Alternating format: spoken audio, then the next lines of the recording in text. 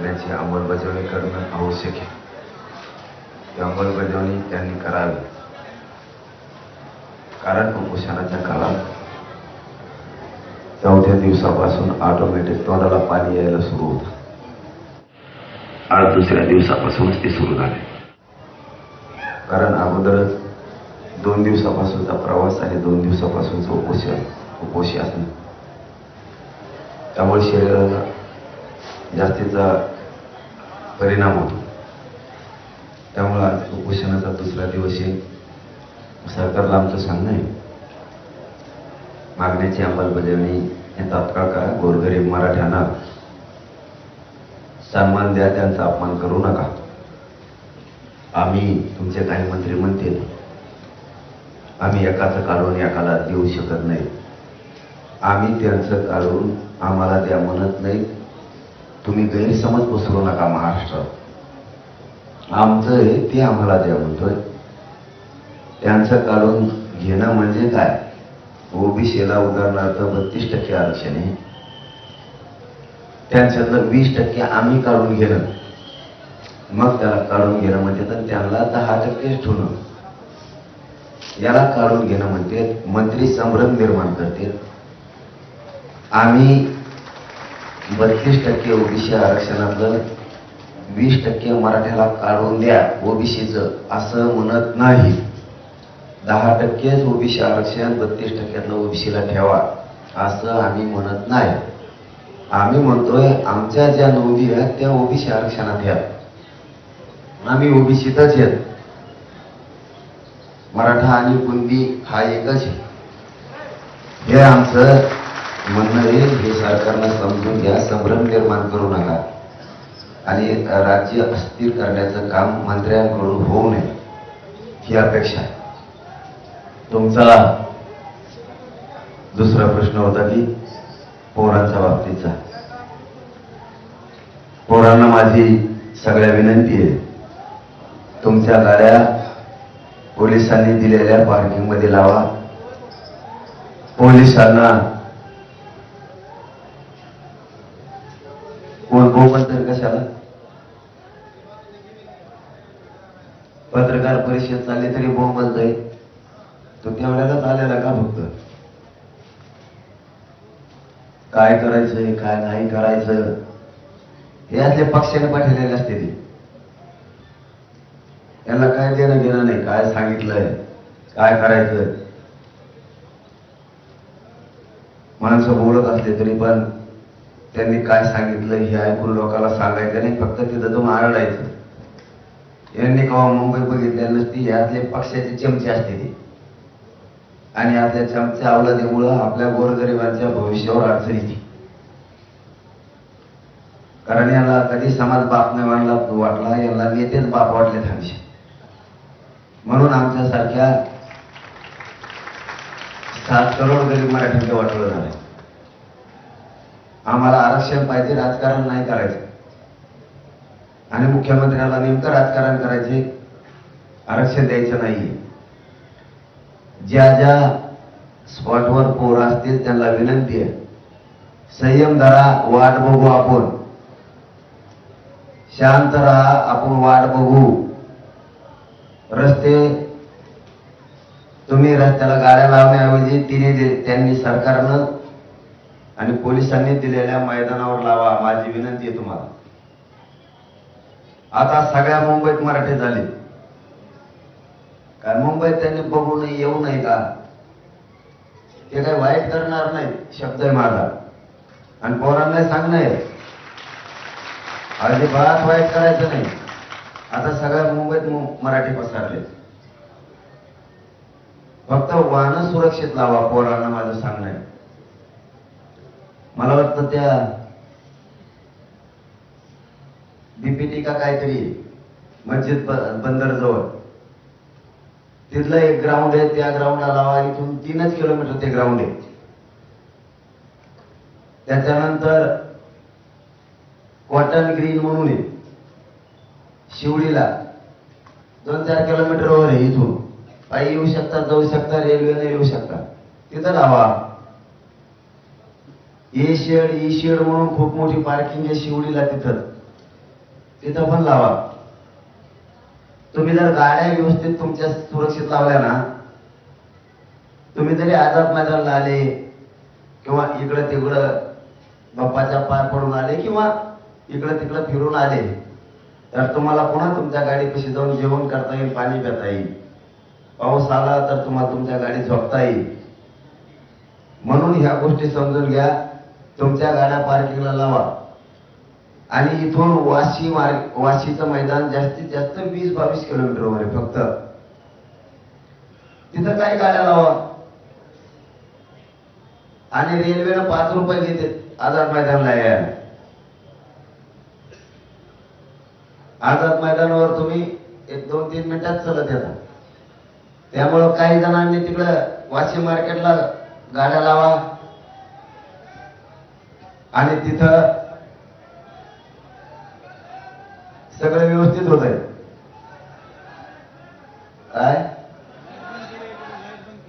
काय केलं? ॲम्ब्युलन्स आहे का नाही तर पुढं? तुमच्या पाठीमागे तुम्ही ना पुढं तिथं पुढं उचलून न्या ना.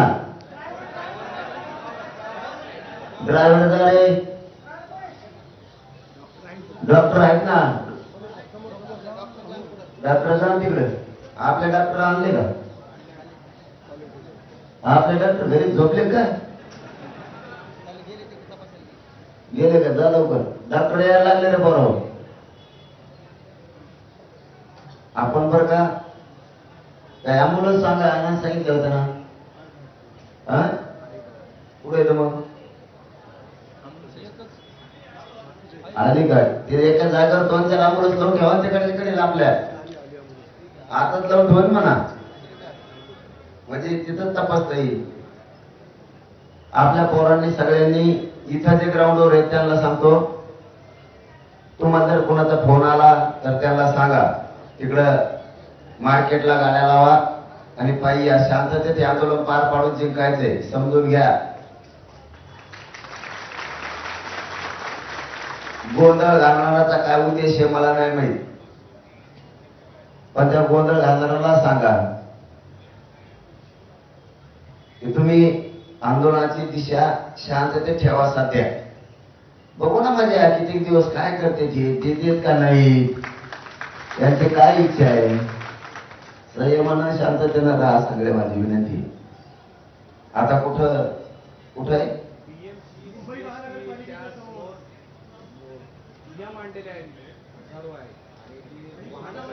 काय कारण आहे? काय म्हणते ते कारण?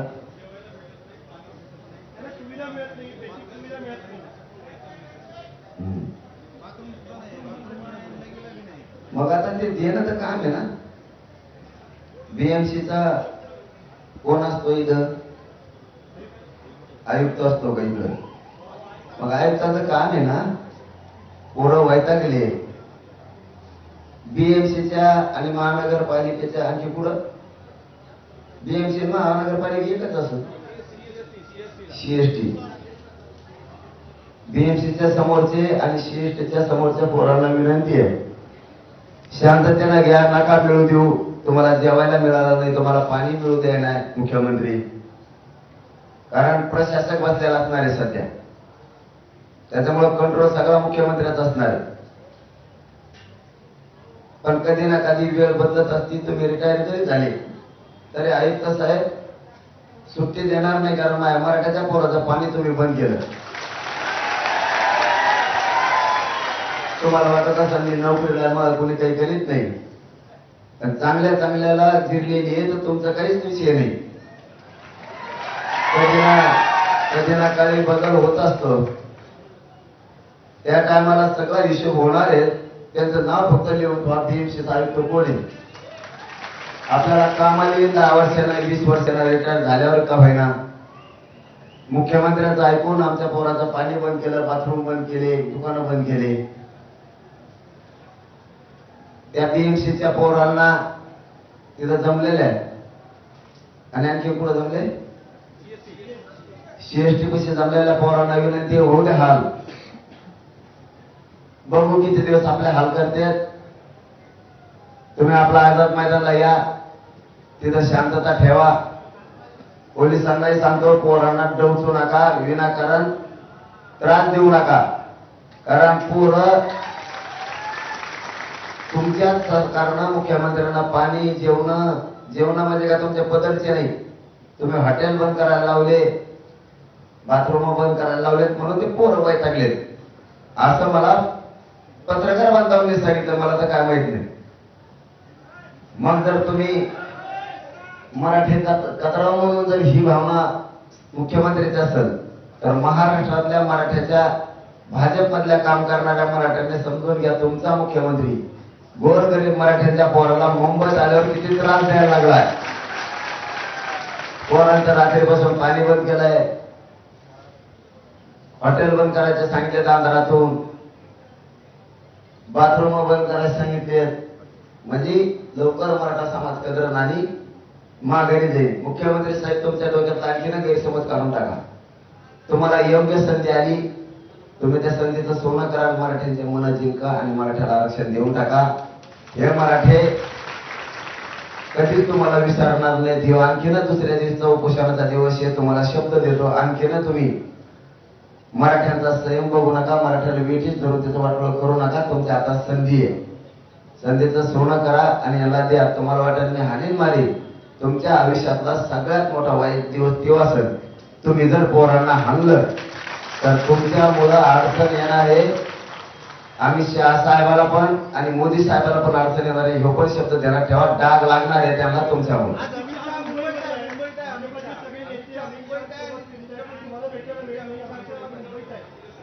काय म्हणले?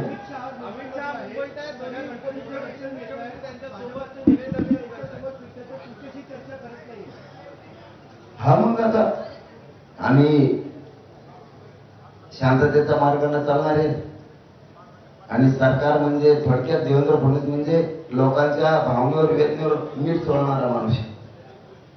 त्याला लोकांचं जितकं वाटलं होईल तितकं तो बघणारा माणूस.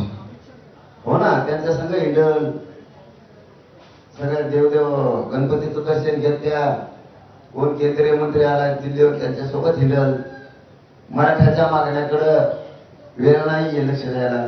मग यालाच म्हणते महाराष्ट्र देवेंद्र फडणवीसला अस्थिर करायचा, पोलिसाला लाठीचार्ज करायला लावायचा. आणि मग त्यांना गणपती नाही दिसत, मग त्यांना हिंदुत्व नाही दिसत, मग देवदेवता नाही दिसत. त्यांना वातावरण फक्त दूषित करायचं हे त्यांचं काम आहे. हे त्यांचं काम आहे देवेंद्र फडणवीसांचं. बघू, पोरांनी शांत राहा. इकडे आझाद मैदानाकडे या, तिकडचा त्या बीएमसीचा सीएसटीचा रस्ता मोकळा करा, आझाद मैदानाकडे आणि गाड्या सुरक्षित लावा. धन्यवाद.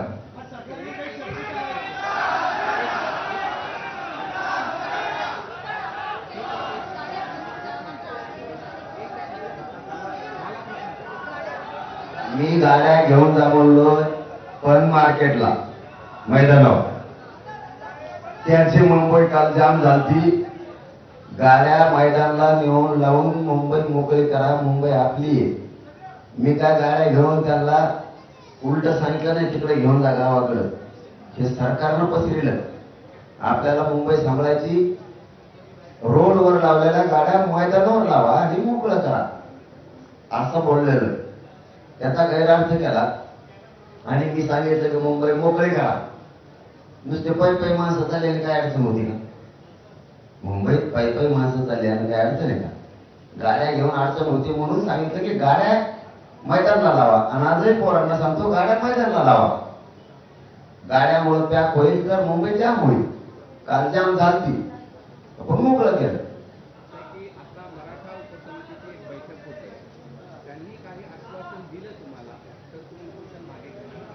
मला पाहिजे अंमलबजावणी. मी कोणाच्या शब्दावर आश्वासनावर उपोषण मागे घेणार नाही.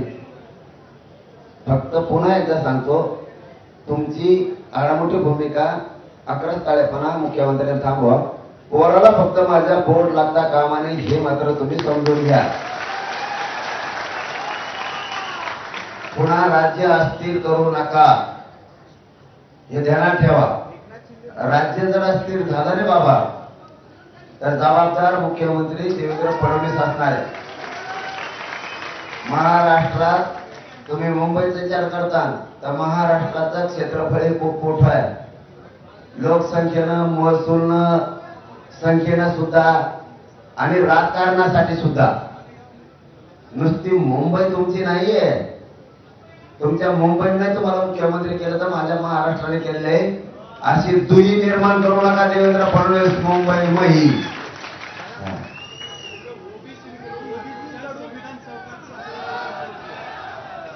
त्याचा मला नाही त्याने प्रश्नच मला विचारू नका.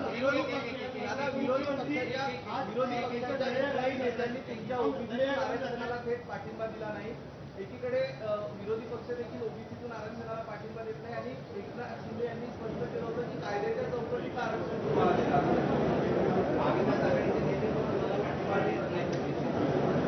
पाठिंबा देत नाही तर मग व्यासपीठावर बसले. सत्ताधारी व्यासपीठावर आले. आता सगळे आमदार, खासदार, मंत्री बी तुम्हाला नाही कळायचे डाव. खरंच नाही कळायचे. देवेंद्र फडणवीस वाटतं मी काय डावाळे पण तेव्हा सगळं बुज बसल ना. म्हणून देवेंद्र फडणवीस वाटणारे हे गाबडं विचित्र आहे. हे पोट्ट सोपं नाही. आणखी लई आहेत. काही काही बिचाऱ्यांना नाही येत आहे तिथं. ते जरी त्यांना म्हणता येत नसलं महाविकास आघाडी किंवा महायुतीला ओबीसीतून आरक्षणाचा विषय. आम्हाला मराठ्याला पक्का माहिती. आम्ही त्यांना निवडून आणलेले गरीब मराठी. ते वळवळच करू शकत नाही. त्यामुळे दोन्ही इथं बसले. आता फक्त 25 जण येऊन गेले खासदार, आमदार, खासदार म्हणजे ते सगळ्या पक्षाचे आहेत आणि सत्तेचे बी आहेत.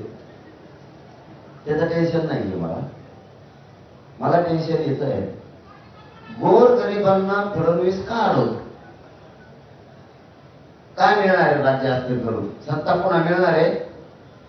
गेलीच म्हणून समजा. कधीच मिळणार नाही तुम्हाला सत्ता पुन्हा. मराठ्याचा वाटा आता गेला. मुंबई थोडी आहे. राज्य लय मोठं आहे क्षेत्रफळानं. सगळ्याच बाबतीत राजकीय क्षेत्रफळ, महसुली संख्येचं ती भ्रम काढून टाका लवकर. आता देवेंद्र फडणवीस मुख्यमंत्री आहे. एकनाथ शिंदे मुख्यमंत्री असताना छत्रपतींच्या शब्दावर तुम्हाला आरक्षण देऊ असं सांगितलं होतं. त्याचं काय झालं हा प्रश्न काय विचारत नाही? अरे मग तेच सांगतो ना की देवेंद्र फडणवीस काम करून देत नाही कोणाला. ना उपमुख्यमंत्र्याला करून देतो तो नाही, ना मंत्र्याला करून देतो, ना भाजपमधल्या मंत्र्यांना करून देतो. आणि त्याच्या एकट्यामुळं, कारण त्याला कसं आहे, त्याला समाज संपला तरी चालतो पण त्याचं वजन दिल्लीत राहिलं पाहिजे असं आहे. आता गोरगरिबाला त्रास दिल्यावर दिल्लीत वजन राहील कसं? दिल्लीत पाठवणार आहे तुम्ही त्यांना? दिल्लीत वजन राहील कसं? त्याला पुन्हा वाटत असेल की मीच पुन्हा आलो पण मराठीनेच आणलं. ते ध्यानात नाही. पुन्हा तुला सत्तेवर मराठीने आणलं. आणि तुला वाटत असेल मी हडून आणून कार्यक्रम करीन, हल्ला करायला प्राण घातक.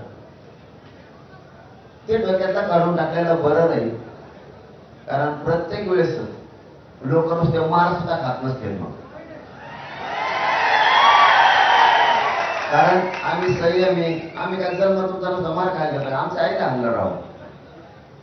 तुमच्या आईला अंगावर तुम्ही नाही बोलणार माय असं. तुमचा तो माईक तुमचा बूम माय डोक्यात घालता. त्या पत्रकाराला तुमच्या आईची माया नाही का तुम्हाला? तशी माया आईची मला माया आहे ना. बार बार स्वप्न नसतं आणि ते स्वप्न बघू नये. पुन्हा खाली गेल्याला कधीच वर येता येणार नाही फडणवीसांना. एकदा राजकीय करिअर मधून खाली गेला. माझी शेवटची विनंती आहे, तुम्ही आमच्या हक्काचं ओबीसीतलं आरक्षण आहे मराठा आणि कोणती एक कायदा पारित करा. तिन्ही गॅजेट लागू करा. तिन्ही गॅजेट याची अंमलबजावणी करून टाका. सगळे सोयऱ्याला आता 1.5 वर्ष झाले ती अंमलबजावणी घ्या. नुसतं ओबीसी कोण ओढून मराठ्याचं वाटवं नाही करू शकत तुम्ही. आम्ही ओबीसीचं आम नाही देणार नाही देणार आम्हाला मारतो काय म्हणतो. त्याच्यामुळे नुसतं ओबीसी सांभाळू नका तर मराठा सुद्धा सांभाळा. तुम्हाला मराठ्याने सुद्धा सांभाळले आहे. नसता लोक भाजपच्या राज्यातल्या पदाधिकाऱ्यांना सुद्धा गावागावात बंदी करून टाकते. पुन्हा पहिल्यासारखं सुरू होईल बंदी. म्हणून ती वेळ येऊ देऊ नका. आणि तिथं बीएमसीच्या आणि सीएसटीच्या पोराला सांगतो, आझाद मैदानाला या, तिथला रस्ता मोकळा करा. तुमच्या गाड्या मैदानाला नेऊन लावा. संयम आणि शांतता बीएमसीच्या आणि सीएसटीच्या पोरांना ठेवा. आणि जवळच हे आपले 4-2 पोरं झाले तिकडं, त्याला समजून सांगा का आपले लगेच जा. इथं नुसतं माझ्याजवळ नुसते ते गळ्यात कुठून हिडू नका. जा रे तुमच्या जिल्ह्याचे असले तर बघ कोणत्या कोणत्या जिल्ह्याचे पोरं आहेत ते जा तिकडे जाऊन या 2-3 आपा 2-4 जण घेऊन जा. बीडचे आहेत का बघा कोणी, नाशिकचं कोणी आहे का बघा, शेवाळे घेऊन या. जा जे जे फ्लायओव्हर आहे तिथे सुद्धा गाड्यावर करून पूल आला जातो. जे जे flyover. हे कुठं आहे? पुढे द्या, पुढे. जे जे ऑफिसचा टायमिंग आहे ना. मी पोरांना एकदा आठवणीनं पुन्हा शेवटचं सांगतो आता बरं का, बार तुम्हाला उपोषणात आढळायला नका लो. गोरगरीब मुंबईच्या मराठा ते जे गोरगरीब आहेत त्यांना त्रास होता कामा नये. इथं जे कुठंतरी उड्डाण पूल आहे त्या उड्डाण पुलावरती पोरं येतं, त्या गाड्या तुमच्या काढा आणि मैदानाला नेऊन लावा. आणि पोलिसाला सरकारला सांगणं तुम्ही त्यांना मैदान द्यायना म्हणून त्या गाड्या लाविना. तुम्ही तिकडे वाशीला पोरं असले तर त्यांना म्हणता वाशीला लावा. तुम्ही पोराला सांगता की तुम्ही बीएमसीला लावा, तुम्ही बीएमसीला लावा म्हणून सांगता. किंवा तुम्ही ते काय ती कोणती काय इकडची बीपीटी तिथं लावा म्हणता. तुम्ही शिवडी लावा म्हणता, पोरांची को गाड्या आला त्यांना म्हणता माघारी जा. म्हणून ते पोरं रोड उभा राहतात. ही चूक सगळी सरकारची आहे किंवा तिथल्या काम करून घेणाऱ्या पोलीस यंत्रणेची ठराविक. ते तिकडून वाशिवून इकडे बोलीत इकडे देत नाही, इथून म्हणजे वाशिवलं जाते. पोरं मग त्यांना येडे घालू घालू. वंशावळ गठीत समिती आहे, त्या समितीला 6 महिन्याची मुदत वाढ. नाही हे पोरांचा आधी सांगतो की तुम्ही पटापटा करून घ्या. गाड्याला पोलिसांना सांगतो त्यांना मार्केट द्या. इथं शिवडीला मार्केट आहे जवळ ते देऊन टाका. पोराला तुम्ही तिकडून बोलून घेता आणि इथून वाशीला जा म्हणता. वाशीला गेल्यावर वाशीचे म्हणतात मार्केट नाही इथं ग्राउंड नाही. कुठं लावायच्या पोराने गाड्या? त्यामुळे तुम्ही मैदान खुले करून द्या लवकर पोलिसच. आणि त्या जे वर तो कुठं थांबलेत ना, सामान्य मुंबईकरांना त्रास झाला नाही पाहिजे. पोरांनी गाड्या मैदानात नेऊन लावा. आता नाही बोलत मला कसं ठेवायचं.